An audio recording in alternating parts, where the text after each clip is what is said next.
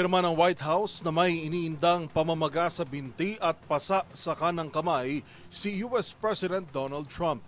Habang nag-walkout naman ang mga Democrats sa isang Senate panel matapos makalusot ang appointment ng dating abogado ni Trump na di umano'y daan para sa mga binabalak nito sa Justice Department.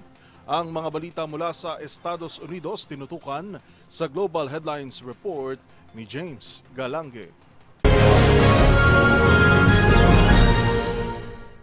Balita mula sa Amerika, inanunsyo ng White House na dadiagnose si US President Donald Trump ng chronic venous insufficiency. Yan ay matapos makita ng pamamaga sa kanyang mga binti at pasa naman sa kanyang kanang kamay, ngunit pagkumpirma ng mga doktor ay hindi ito isang malubhang kalagayan. Bagkus normal na rin itong nararanasan ng mga taong nasa edad 70 pataas. Pinabulaanan din ng White House sa mga haka-haka ng publiko na mayroon daw ng malubhang karamdaman ng Pangulo gaya ng heart disease, sakit sa kidney at marami pang iba. Hindi rin nila nahihirapan si Trump mula sa nararanasang kondisyon. Sa iba pang balita, nag-walk out naman ang mga Democrats sa isang Senate panel matapos aprobahan ang pagkaka-appoint sa dating abogado ni Trump na si Emil Bove upang maging judge ng kanilang Federal Appeals Court. Ayon sa mga Democrat, itinuturing itong isang taktika ng kampo o mga kalyado ni Trump upang maipatupad ang mga agenda ng Pangulo sa Justice Department.